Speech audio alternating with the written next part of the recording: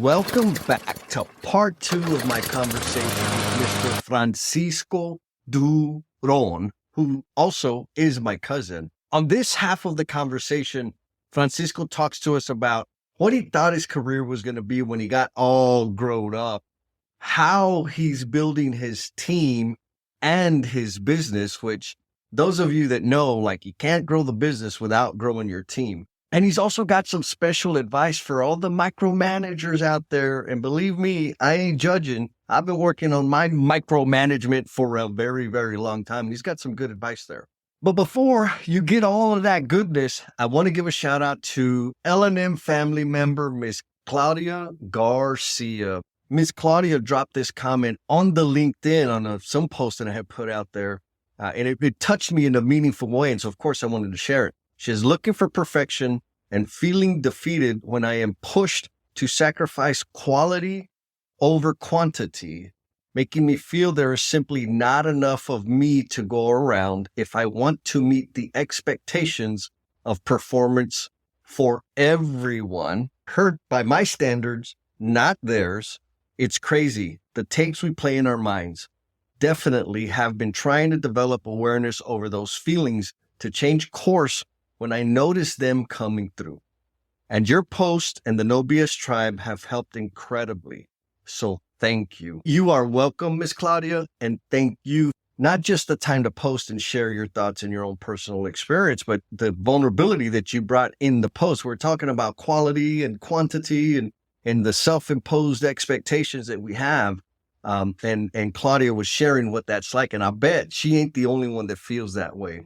I don't know if you caught it, but there was a bit of a name drop in there of calling out No BS with Jen and Jess.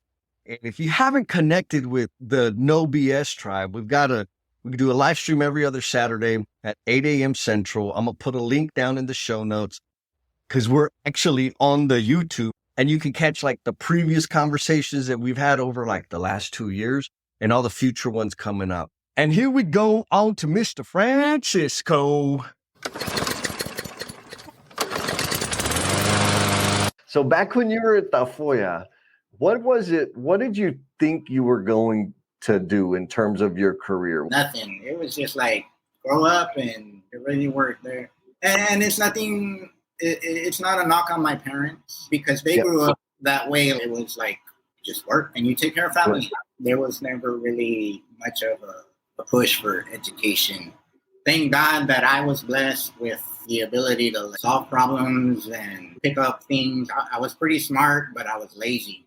I'm still pretty lazy. As soon as I get home, I don't want to do anything but watch TV, ready for dinner. That's it. I'm not going to lie. I never had any direction. It's not like my family didn't support me. Whatever I wanted to do, they were like, yeah, go do it. We'll be there. I wanted to play any kind of sport, join any kind of group or whatever. I had that kind of support. It's not like they would ever talk down to me. Right. And I've heard I'm sure you've heard people talk to kids not very good. You'll be anything when you grow up. And it's pretty sad. And I'm not going to say like my family was there cheering me on, but yeah, like there wasn't much of a push for education. It was just, and get a job.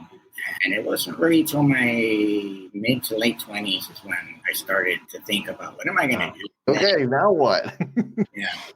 And this is where it gets real personal for me, and I hope it inspires somebody. I got into alcohol and didn't let go till my third DWI. And after each one, I felt like I need to change, I need to get better. But it's like when you have no direction and you hang around those people, it's all the same thing. Hey, let's go out, let's go party, let's do this, let's do that. And I was always the guy to call. I was always ready to go out. Ready to go. Hey, I got $50. Let's go spend all of it. I got $50 and it's just sitting there in my pocket. I didn't grow up. So I went through all that for a good 12 years. And then finally it just hit me like I got to get my act together or it's going to end up like really bad like it does for a lot of people. And in all honesty, full disclosure, like I'm a felon. I am considered a felon because I had my third DWI and I was like, I can't do anything now. I'm going to be making pizza the rest of my life. And it depressed me even more than I was depressed, because that's where my alcohol came from. It was depression that I didn't know I had. And it took me all of 12 years to figure out, like, hey, dude, you're depressed and you're just drinking to get rid of it. And it's not helping. It was just up to me eventually to decide, hey, I'm going to put this stuff down and set myself straight. It's worked. Now things are like way better. I love that you say you had to set yourself free, because I don't know, but me too, right? Except I have 4, so I'm winning. No, I say it jokingly, it's a serious matter, but it really is setting ourselves free. Whatever torture, what he's thinking about, the super negative playlist that I run in my head over and over and over again, and all the doubts and fear. And if I let that take over, that's what contributes or helps me continue to drink and dilute myself. But all I got to do is set myself free from that and trust and not just trust. Like, it's not, it ain't that easy. Like, you got to put in ganas, right? You got to work, you got to sacrifice. You have some hard, stupid lessons, embarrassing lessons, and painful lessons, but you get up and you keep going. There's no gain from going back the other way if we just set ourselves free. And so I'm wondering, what has your experience been with hiring and motivating people on your team? Has that been like super easy? No, not at all. So hiring for me, it's a lot of family and friends, people I've met working with other people. The family and friends is hard because it's hard to fire them when you really want to. And it feels bad because with family, it's going to get around. Everybody's going to know that you fired someone in the family, and it may or may not look that bad on you, or if not, they'll understand. They'll constantly ask, "You got work now? Come back," or whatever. And it's, as much as I'd like to help you, dude, like, you really didn't want the job. Like, everybody wants money, but for me, this is my career, my commitment, my future, and I'm at the point now where I want this to work, and I want it to get bigger, and I want more money, all that kind of stuff. And it takes professionals. You can't hire the cheap guy that's going to work like $100 a day now. Like, you need to put your money where your mouth is. If you want to get bigger and you want to grow, you got to put the money in. But you also have to provide some of the training. You need to set the expectations. You need to call people out. But you also need to let them know, hey, I appreciate what you're doing, good work, but this is where you also need work. So now I have monthly meetings. I never had meetings before. It was just like all work, no play, show up and go home, and thank you. And for me, that was good enough for me, but that's not good enough for everybody. A lot of people need the pat on the back, or they need to know what they're doing wrong or where they can get better. So now every month, throughout the month, I'll come across situations or whatever it is. I'll jot down this little note, hey, bring this up in the meeting. We handle a lot of occupied repairs where there's tenants, and we get callbacks on those because my guys sometimes, like, they want to get in and out because we don't get paid a lot. So I push them, like, try to make it quick. But I wasn't telling them, like, you need to make sure that the tenant is happy what you did and that the problem is actually fixed. Like, you need to test it. I tell my guys, the difference between a bad installer and a good installer is just testing it. Just test it to make sure it works. And if it doesn't work, you'll be there to fix it right away. You look like the greatest dude in the world because you fixed it. Yes. And they don't always think of that. And I put that on myself as well because I was never telling them. That's what I do now. I need to work on complimenting more. For whatever reason, I have a whole lot of difficulty with that. I don't do pats on the back. I'm not good at really, oh man, you did such a great job here, or you did such a great job there. I don't know why. That's just the way I am. And I need that because I know that's what these guys need to hear. I do share it a little. Y'all are doing good. Y'all are doing better. And things are looking better. That's about as close as I get. I just throw it all. It's a big blanket. Yeah, y'all are doing good. Great. I also introduce one-on-ones that I'm going to try. And that helped me out a lot because a couple guys where they would come and go. Yeah. And I understand because they have family and they want to make, like everybody else, they want to make the most money they can. And so one guy, he worked with me last year for about a month, and then he left to go work with his brother. And I was like, okay, yeah, I understand. You got to do what you got to do. It kind of sucks for me, but I get it. I'm never going to hold it against anyone that they're going to go and try to do better for their family. I'll never, or even themselves, I'll never hold that against anyone. I get it. So I had a meeting with everybody. I said, look, this is what I want to do. This is where I want to go. This is what I want my business to be. And if I can get to that point, there's going to be a whole lot of work and a whole lot of money when we get there. And y'all are going to be the guys to fill the supervisor and management positions. I'm showing you guys like how I want it. And y'all are going to know this is what he wants. Versus me hiring someone I have no idea Right. or whether I can trust them or not. My guys now, they've got credit cards under the business. I got a truck and a trailer that one guy uses exclusively. The other guy who's been with me, like he's really good. He just needs to focus on making sure the work's done right. I can see in him the same fire that I see in myself, where he wants to make money and he wants to provide for his family. Not that how do I say this? Like if I can direct him, and I sat him down and I told him, I said, look, I want to know what it is you want to do. Because last year you came and you were here for about a month and you left. And that's fine. I said, that's fine. I get it. I understand why you left. And then it didn't work out with his brother. And then he went to work for someone else. He got burned by them. And then he came back and he said, hey, actually he told me, he's like, I'm painting houses if you ever need a painter, so I'm pretty committed to him. So I was like, thanks. I'll let you know if I get backed up on houses to paint, I'll shoot 1 or 2 your way or whatever I can. It came to a point where it's like, I need another full-time guy. So I text him and I'm like, hey, I know you're looking for full paint, but I have an opening for a full-time guy. I like the way you work. If you're willing to come on, I can give you full-time hours. And I know you need more money than I can pay hourly. If I ever get something that I can sub you out for, like a full-time job, that your way as well. That way you're making more money on the side.